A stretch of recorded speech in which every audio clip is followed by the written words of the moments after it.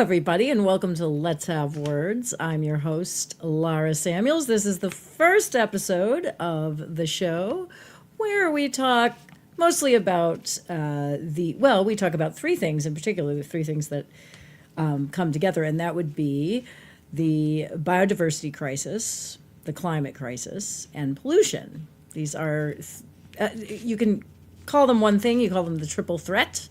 These are the things that are affecting our environment, and the idea is that we address these problems together. We don't address them in isolation.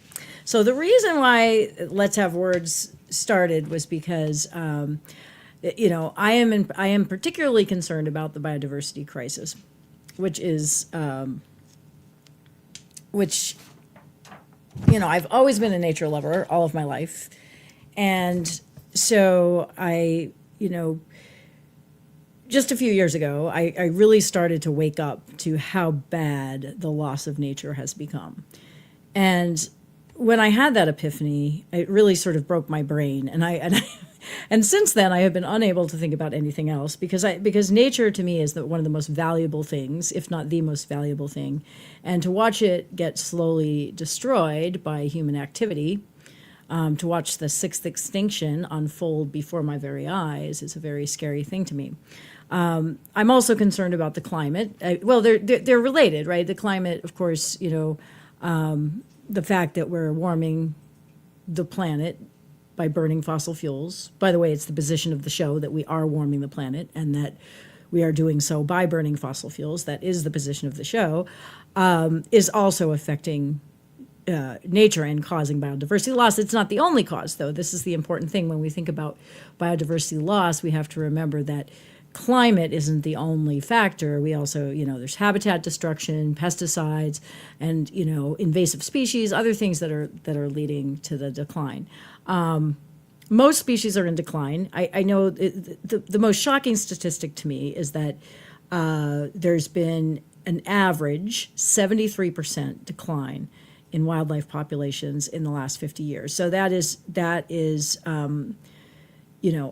when I heard that statistic, it just blew my mind. And I knew that, I had to do what I could. I mean, there's not a lot I can do. I'm not a powerful person. I don't have a lot of money. I don't have a lot of connections. There's not a lot I can do to address this, but whatever I can do that's within my power and talents, I would like to try and solve this problem. I want to point out that a lot of times people, when you think about an environmental show or you think about, environmentalists, everybody immediately assumes that you are doom and gloom, right? And that all you want to do is talk about how terrible things are. And that is not the case. I really don't think that's the case at all. I think that's a myth, 100% a myth, but definitely not on this show are we interested in doom and gloom. We there's a difference between raising awareness and recognizing the urgency of a situation. There's a big difference between that and, being an alarmist, right, which is a word that's often used, or, coming to the conclusion that this is an intractable problem or an unsolvable problem. I happen to believe in the innovative capacity of humanity, and I happen to believe that we as humans can solve these really difficult problems. Now, they're hard, right? They're hard. These are difficult problems to solve, but we can. I mean, we're capable of it. And we have the technology, let's face it. I mean, we could transition over to sustainable energy and to a nature-positive future tomorrow if we wanted to. I mean, we have the technology. It's just a matter of will, really, and the will to change, which is difficult for people to change. So I'm just kind of laying out, the philosophy of the show. So we focus on the triple threat: the biodiversity crisis, climate change, and pollution. These three great tastes that go great together, right? It's all one thing. They're interdependent. They're not to be considered in isolation. We can't talk about our renewable energy future without addressing biodiversity. And the nice thing is that these three things can go together. We can think about how we can transition to a cleaner future without relying on poisons, without destroying destroying habitat in order to support the needs of humans. It's a complicated problem. There's a lot of factors, and that's what we want to talk about on the show. We want to talk about the different facets of this problem, how we solve it, what are the newest technologies that exist in order to solve it. We mostly want to focus on solutions, but we do have to raise awareness. So with that in mind, let's do the numbers.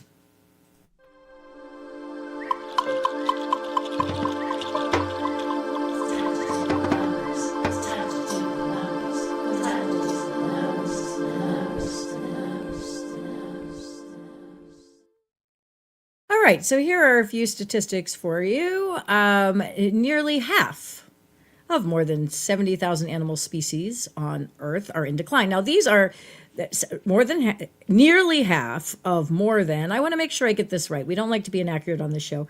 By the way, did I mention this is a call-in show? This is a call-in show. You can call in anytime, and you can call in with comments. You can call in with questions. You can call in with corrections, or modifications, whatever you want.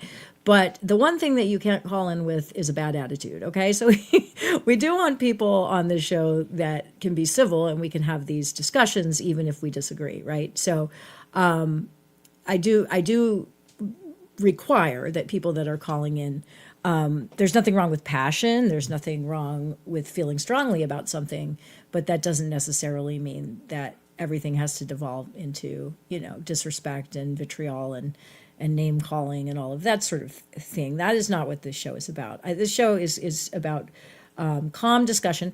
And the thing is too, that we're, on this show, we want to talk about ideas for moving towards a nature positive, sustainable future. So, that's our goal. So whatever you have to offer or contribute is really, really important. All right, so this is a call-in show. The number, I hope, is there on the screen for you to dial in. If you'd like, you can call in anytime.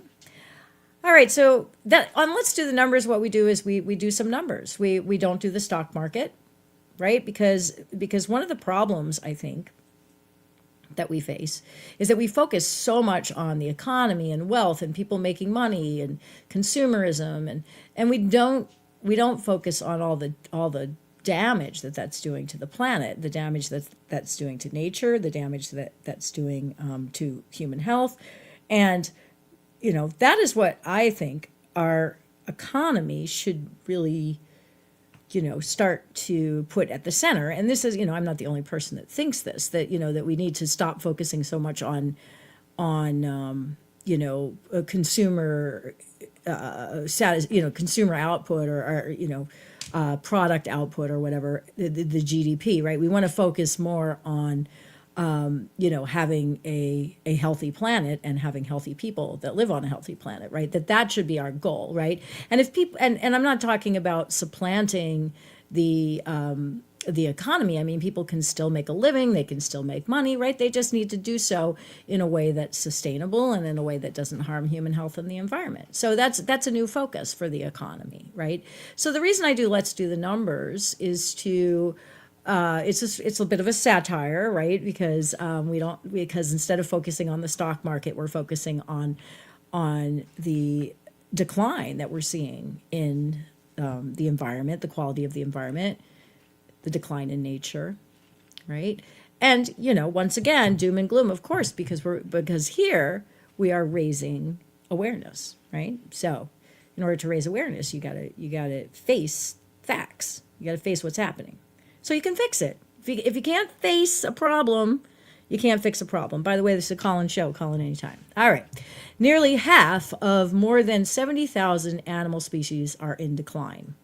So that's 70,000 species. There are many more animal species on the planet, not just 70,000. So those are the ones that have been evaluated, and almost half of those are in decline. Most are, the rest of them are either stable or even increasing. There are some that are increasing. Where I lifted this statistic from is this book, which I'm reading, which you should read too, called Becoming Nature Positive. And either it didn't say or I didn't write down, which animal species were being evaluated.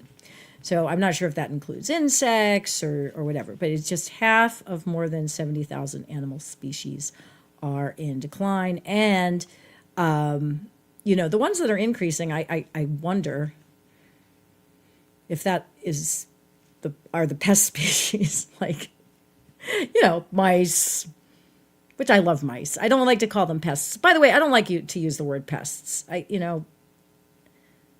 I'll do the air quotes every time I say pests. I don't like to use that word. But the species that we regard as pests, or the groups of animals that we regard as pests, so, rats and mice and mosquitoes and ticks, I wonder if those are the ones that are increasing. It wouldn't surprise me. All right. Half of the world's natural forests have been destroyed. Half of the world's natural forests have been destroyed. I'm surprised, actually. I would think it was more than that. I wonder if that means, I think that we have messed with more than half the forests on Earth, but maybe we haven't completely destroyed half the forest. So these are the ones that have been destroyed. I'm sure more than that have been modified in one way or another. That would be my guess. Half of corals have been destroyed. 85% of wetlands. That's a very shocking statistic to me. Every time I hear about building on a wetland, or we've already lost 85% of our wetlands. Let that sink in for a while. So only 15% left, and this would be since, I don't know, probably since 1970 or something like that, or maybe earlier. I'm not sure. Maybe since the turn of the century. I didn't write that down, but that's still, it doesn't matter. That's a lot. We have really, really wrecked our wetlands, and wetlands are so important. They're so important for, to protect us from, flooding and to purify water, and of course has habitat for all kinds of animals, other things, not just animals, microorganisms, fungi, plants, of course. Okay, 90% of commercial fish are fully fished or overfished. 90% of commercial fish are either fully fished, meaning they've reached their maximum, about 60% have reached their maximum, or overfished, 34%. So when you overfish, of course, you're not allowing the fish to regenerate. So you're taking more fish, you're depleting the fish stocks faster than they can be replaced. That's what overfishing is all about. Half the world's GDP relies on nature scarcity. So something that I didn't write down, but is a statistic that really surprises me when I think about it, and I should have written it down, but I'm just going to tell you, is that every year annually we do something like $7 trillion worth of damage to the planet. When I say we, I mean humans, right? Just as a group. $7 trillion worth of nature destroying every year, compared to something like $200 billion invested in conservation and preservation and restoration. So who's going to win over time, right? I mean, even though we feel like we're doing a lot of stuff, I mean, 200 billion seems like a lot of money, even though we feel like we're doing a lot of stuff to address the nature crisis, when we're competing against $7 trillion worth. I read somewhere another way to put it, and I haven't actually checked to see if the math works out, but I've heard it put a different way. For every dollar spent on conservation, preservation, restoration, there's $30 spent on destruction. So who's gonna lose that equation? Okay, so even though we may be, trying, every day we read about wonderful things that are happening, conservation initiatives and all of that. It's not addressing the problem. It's not enough. Our lifestyles, the Western lifestyle specifically, consumer lifestyles, our lifestyle is by its very is essentially anti-nature. The way we live is anti-nature. The way we live. So in order to become nature positive, in order to move forward, we have to change our economy. There's just no way around it. We have to change how we do things. Does not necessarily mean sacrifice. It does not it means change. It doesn't necessarily mean, that people have to suffer some way. I mean, people have to change. They have to change their values a little bit, and they have to change their behavior. I mean, it's as simple as that. We can do it. We can do it, people. It is, and it's for a better world. It's in order to live better, not to live worse, to live better, right? A lot of innovation involved here, which we'll talk about later. Okay. Ocean pH has dropped from 8.15 to 8.05. Now, that doesn't sound like a big drop, right? If you don't know anything about pH, right? I mean, I'm a nurse. That's what I do for a living. Well, actually, right now I teach nursing. I did work as a nurse for a little while. And you learn, of course, with the blood pH, right, that, if it's even knocked just a little bit out of range, it can result in, terrible sickness and ultimately death. It doesn't take much of a pH change to really knock the chemistry out of whack, right? In fact, according to this wonderful book that I'm reading, Becoming Nature Positive, this is where I lifted most of these statistics. Some of them I'm pulling out of my brain, but most of them I got them out of here. I like numbers. This is let's do the numbers. We're actually doing some numbers. All right. 250 million years ago, there's a number, ocean acidification caused the extinction of all, I'm going to underline that twice, all marine life. So the pH, hopefully, the pH scale, it's moving down from 8.15 to 8.05. That means it's becoming more acidic. When this happened, maybe it was a larger degree, but when this happened 250 million years ago, it resulted in the extinction of all marine life. So that's how important it is, right? What are we doing here? Are we being alarmists? No. Are we raising the alarm? Yes. This is an urgent. We're talking urgent. This is urgent. This is unsustainable. We cannot live like this anymore. We are depleting the resources on this planet. Our entire economy is based on the unsustainable exploitation of natural resources. That's what our economy is founded on. And if we don't change, I mean, then it is doom and gloom. But we can change. That's the point, right? We can, but we have to accept it. It can't be all this denial. By the way, this is a call-in show. Did I mention that? I think I did. So hopefully the number's there on the screen, and you can call in anytime. If you have some statistics of your own, some shocking statistics of your own, please feel free to share. 21. I have a few more. Then we'll move on to a different segment. 20 out of 21,000 rivers evaluated, 80% are losing oxygen due to warming temperatures.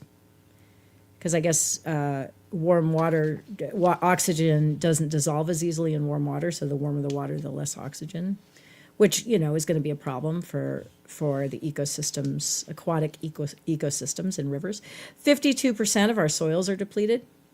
Whoa, 52. More than half of our soils have been depleted of, nutrients, probably due to, I would imagine, intensive farming.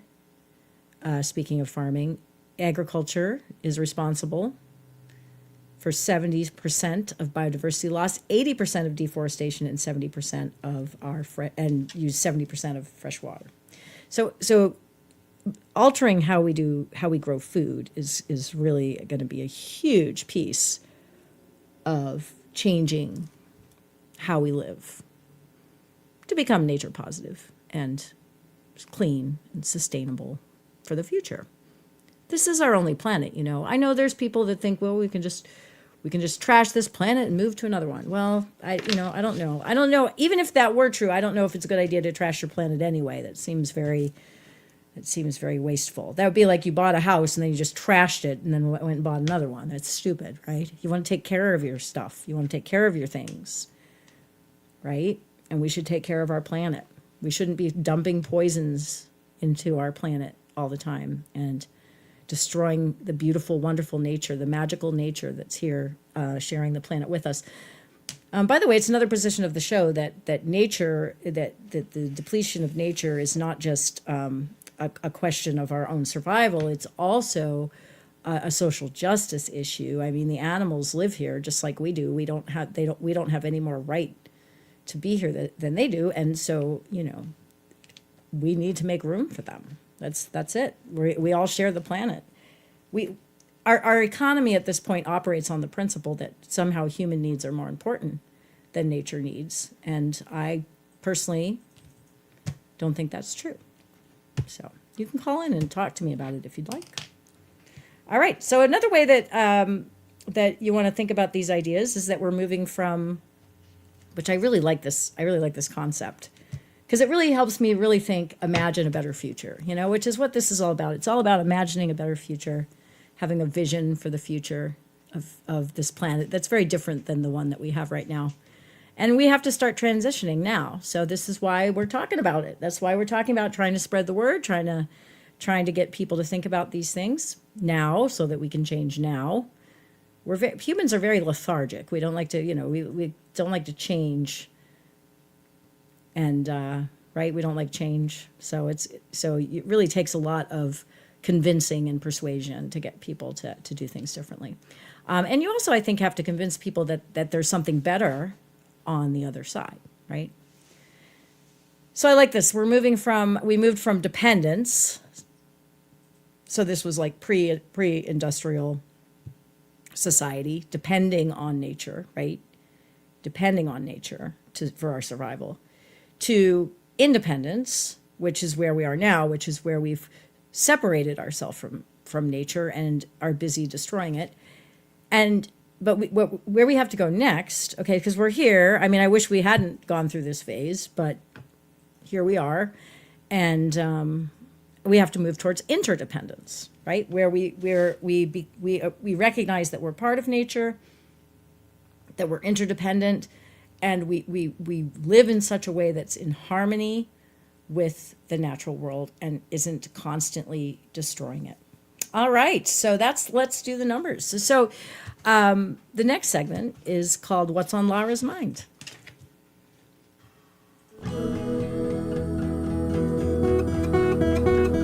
What's on Lara's mind tonight? What's on Lara's mind?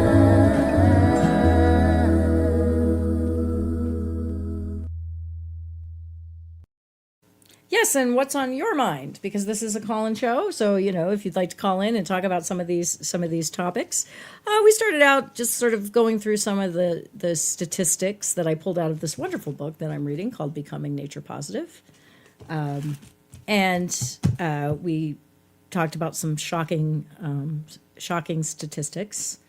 I'm shocked. I don't know about you. I'm feeling shocked, and we reminded viewers about what the philosophy of the show is. Or there's like several philosophies of the show, right? So they will come out over time. But we talked about how it is the position of the show that climate change is real and it's caused by us burning fossil fuels. And it's the position of the show that biodiversity loss is occurring, and it's occurring because of us, and that we're in the midst of a sixth extinction. And it's the position of the show that the unsustainable exploitation of natural resources is the foundation of our economy. And in order to, have a better future, we need to alter the way we think about how we live, right? We need to change our behavior. We need to change our economy, change our mindset. Most importantly, that's what's at the root of it, right? That's what this show is all about. And I told people a little bit about myself. I'm somebody who just cares deeply, especially about nature loss, and I want to do what I can to get these ideas out into the world. Another thing I should mention now is that I really feel, and I don't know if it's just a feeling, I mean, I haven't been keeping track, but I think there's plenty of evidence to back up this feeling that I'm having, that our political discourse at this moment is, number one, incredibly anti-nature, and number two is basically ignoring our environmental problems. And I think this is a mistake. I think this is a mistake. In fact, I think that the environment should be, I mean, I will identify myself politically. I would say that I am firmly in the progressive camp. However, I'm very disappointed in the amount of what I would call, like, just sort of ignoring, even in the progressive, even progressives are ignoring our environmental problems, when in fact I think it should be our central focus, right? I think we're focusing, I think when I say we, I'm talking about just like sort of the mainstream discourse, right, is very much focused on affordability and that sort of thing. But we're not talking about the environment. We're not talking about pollution. We're not talking about biodiversity loss. And I think those things should be the center of, it should really be the central principle of a winning what I think would be a winning platform, if we really, really start to focus on this stuff. And remember, being focused on the environment and on biodiversity loss, that is also people positive, right? That is also thinking about people, because who suffers the most from the destruction of the environment, but poor and working class people. I mean, so I don't think that these ideas are separate. I think that they're tied together. I think we can talk about them together, but I think ignoring our environmental problems, especially at this critical time, is really a stupid move. And so it makes me very angry. It makes me very angry that even among people who I know care about this particular issue, they're busy either ignoring it, not talking about it, they don't think it's a winning issue for whatever reason. It's just fallen off the radar, and it's fallen off the radar at the most critical time to be talking about it. I mean, the climate change and biodiversity loss, this is happening quickly. This is not something we can put off for 20 years. We have to address it now. And being silent about it is not the answer. I also think if you frame it the right way, I think that it's really a bipartisan issue. I think you can really get a huge coalition of people who care. I've seen that in my own experience. This is a bipartisan issue. So it's inclusive. It's something that can bring people together. And I don't understand why that isn't being considered in our political discourse. So that's another reason I'm doing the show now, because I feel very angry that the climate and biodiversity loss, pollution, that these things are being left out of the conversation.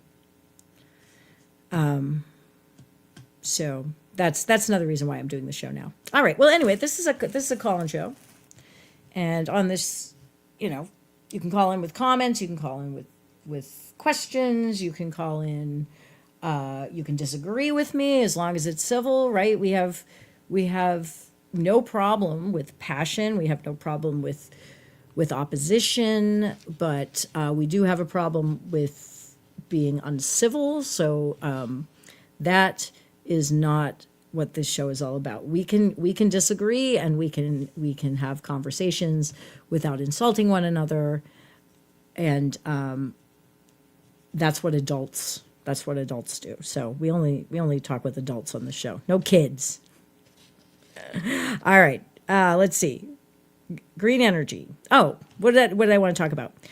I wanted to talk about, so I'm really focused on this nature positive idea. And the nature positive movement is one in which what that means, okay, is right now nature is in decline, right? So being nature positive means you're actually reversing that decline, right? There's more nature. There are actually goals, there are to reach nature positive by 2030 or something. I forget what the actual goal is. Anyway, so but there are set goals, that we start reversing biodiversity loss. And a key principle of the nature positive movement, this is really important, so listen up. Key principle is that we are not going to get there being nature positive. We're not going to get there with conservation alone. Conservation is important, conservation matters, but what we need to do is integration. And integration means working nature into our everyday lives. It also means working nature into industry, right? So this is a huge task to try and convince people who are, the drivers of biodiversity loss, such as agriculture and development. I mean, these are the people that we need to persuade to change how they do things, to move towards a more nature positive world. So what I wanted to do, so I'm thinking about that all the time. And, we can talk maybe next time, maybe on the next show, we'll talk about regenerative agriculture. I was speaking to somebody the other day who was a farmer, and he said he didn't know what that meant. So I think we have to do a better job, defining these things and talking about what that term really means on the ground. But we'll do that next time, because this time I want to talk about construction. So I was thinking about I was thinking about data centers. This is where this thread began in my brain. Okay. So I was thinking about data centers and how, people are opposed to data centers. We know the reasons why people are opposed to them. I'm opposed to them. But they're being built anyway. I mean, even if people manage to drive data centers out of their neighborhood, I mean, they're going to be built somewhere. These people have so much money and so much power. I mean, they always find a way, right? This is the problem. You win this much, but they win this much, right? I mean, I don't want to frame it as an us versus them, but, people with a lot of resources, people with a lot of money and power and influence, they'll get their way one way or another. I do believe that. I think that sometimes we have small victories, but I don't know that we win. So we win the battles, but we don't win the war, right? So I'm more interested in winning the war than I am the battles. So I was thinking about data centers. I was thinking, well, see, you got to start with this premise when you're thinking nature positively. You've got to start with this premise of you can't just tell these people no, right? You can't just say you can't build data centers. Although we'd like to say that, it's just not realistic, right? It's not realistic. They're going to find a way. So I was thinking about it. I was thinking, okay, how could you make data centers nature positive, right? And maybe this is a dumb idea. I don't know. But I was thinking, why couldn't data centers be small? And I'm sure this has been thought of. I'm sure this wasn't an original idea on my part. Why do they have to be these behemoths? Maybe somebody can call in and tell me. I don't know. Why do they have to be massive? They're always huge. And, apparently loud and bright. And, of course you have to destroy nature when you build these things. After they're running, they've got this humming noise, which I'm sure I've only heard about this, right? They're loud. And I wonder, how does that disrupt nature? I mean, nature needs quiet, right? Birds need to communicate with each other. They're going to be affected. Animals are very sensitive to their environment, and they would be very much affected like that by that. And then there's the lights, right? Lights are terrible. I mean, we really have to stop lighting up our night skies, because one of the issues is that, our nighttime insects and the animals that depend on them are in decline. And the lights that we have on at night are part of that. They're one of the major factors that contributing to that decline. So the lights are bad, the sound's bad, the footprint is bad, everything's bad. And I thought, well, why couldn't these things be small, right? Why couldn't they be integrated into, parking lots, and there could be lots of them. Instead of having one big one, you could have lots of little ones. And why couldn't they be covered with nature? They could have green roofs. I even thought, this is really a crazy idea, but I did think about this. I was thinking, why not have a data center that went over a road? It was a bridge, and it could be a wildlife crossing. You could have animals walk across it. I mean, I know it's got this vibration problem. Maybe that it wouldn't work because of that, but I'm not actually even sure if that's true. The loud humming, I don't know. So, but I was thinking, you could build them as bridges, and animals could go over them, and you integrate them into the environment. That's being nature positive, right? So you have and I know that there are a lot of issues with AI that are outside the scope of this this show, and I know there the energy problems, the water, all that. I know there are a lot more problems, but this is just the seed of an idea. It's like, why do they have to be so big is my question. Why can't they be small? So I started thinking about that. And so I was starting to think about some of the more challenging, because you could, agriculture, you could do regenerative agriculture, construction, there's all kinds of ways to build where you don't have to. Maybe we should talk about that next time too, because I think we don't really have time to dive into that. We only have a few more minutes, but, there's all kinds of things you can do with construction too that's nature positive, like building rain gardens instead of storm drains, and building up instead of out, things like that. I was also thinking about golf courses. It's like, how do you make a golf course nature positive? That seems impossible. But then I thought, well, what you could do, you could put golf courses up on like a platform, a giant platform. I think golf people would love this, right? Because it's very exotic. You elevate the golf course, and then you could have sort of places like bridges, where people could walk between the holes, and so that would let light in underneath, and then you could have habitat underneath. You could have ponds, and you could have areas where light shone through, so you could have little meadows under there, and so all the nature could be underneath the golf course, and then the golf course could be over it. And there you have a nature positive golf course right there. See? Now, of course, golf courses use a lot of chemicals, which would also have to be addressed. But it was just a thought I had. It's like, how do you make these things nature positive? And this is what I want to think about on this show. So going forward, we're gonna talk about a lot of things.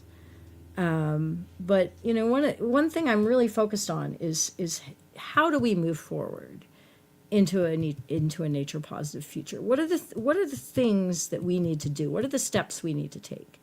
What are the industries that need to be convinced that this is the way to go? In fact, it's the only way to go, and it's better, right? And I still think people can make money. They might have to sacrifice. I don't know if they have to. I don't know. I think people can still make money. I don't think that is something that needs to go away. I wish it would go away. I hate money. All right. So the last section, I think we're going to cut it off because we only have one more minute. But the last section, I'll play we'll play the little introduction part so that you guys can see it. It's called Peruse the News. It's time to peruse the news. It's time to peruse the news. It's time to peruse the news. It's time to peruse the news.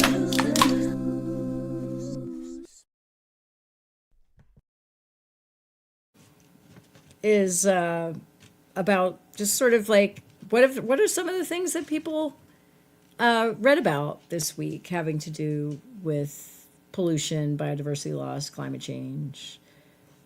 And people can call in. They can talk about some things that they read. Mostly positive things, I would hope. So there was one thing that I read I wanted to say because we try to only go to for 45 minutes. So there's no real ending to the show, but we try to go for about 45 minutes. We got the wind farm in Massachusetts just opened. That's good. I think that's good. By the way, I did read this week too about how, which I already knew, but I guess some report came out this week or something about how, the evidence seems to be, we're collecting a lot of evidence that it's not wind farms that are killing whales. It's not that's not what's causing whale deaths. There's a lot of things causing whale deaths that we can discuss at some other point on the show. But boat strikes are a big killer of whales. Getting caught in fishing nets, it's a huge source of whale deaths. Climate change is depleting the food sources for whales, the plankton and everything, and decreasing their food sources. That's killing whales. These are the things that are killing whales. Wind farms are not killing whales. And by the way, wind farms can easily be nature positive. They can be converted into sort of like reefs, like coral reefs. You can have a lot of little things living on the bases of those things. They don't really kill birds either. That's the evidence seems to be that they're not really bird killers. Although if they are, I think that should be addressed. So I want to make that clear. Like, I am concerned. One thing that drives me crazy is when people dismiss biodiversity loss when it comes to green energy, and I don't think that's appropriate. I think if there is a problem, that if green energy is creating some sort of hazard for animals, I think we need to address it. I think it needs to be addressed. I think it can be addressed. There are ways to address it. But ignoring it and laughing at it and being like, oh, we're not going to give up wind energy for a couple of stupid birds, to act like that. I don't think that's appropriate. I think we do need to address those issues, obviously, because nature is my primary concern. We can do both. We can have a clean energy future and also be nature positive. We got to do those two things at the same time. I think I mentioned that at the top of the show. Seems like a good way to wind things up. One more thing. World's top 10% of consumers are driving most environmental damage. Yeah, rich people, it's you. World's top 10% of consumers are the ones that are doing most of the environmental damage, and this doesn't surprise me. And also, but the good news, so we'll leave it with some good news, right? The good news is that if it's really just a small percentage of the population that's really doing most of the pollution and most of the destruction, well, then they can fix it, right? They're the one that, it's a small portion of people, so those people are the ones that need to change, and they're the ones that need to fix the problem. They're the ones that created it primarily, so I think they're the ones that need to fix it. Is that actually realistic? Beats me, but it seems like a good position to have. Okay, so I always like to close the show, or I want to close the show. It's our first show. I want to close the show by saying that please remember that right now it's a radical act to be kind. So be kind to one another, be kind to the animals, even the little ones, even the little spiders and the little ants, and all life is precious, and being kind and being compassionate is one of the most important things that we all can do to make the world a better place. So Let's do that. All right.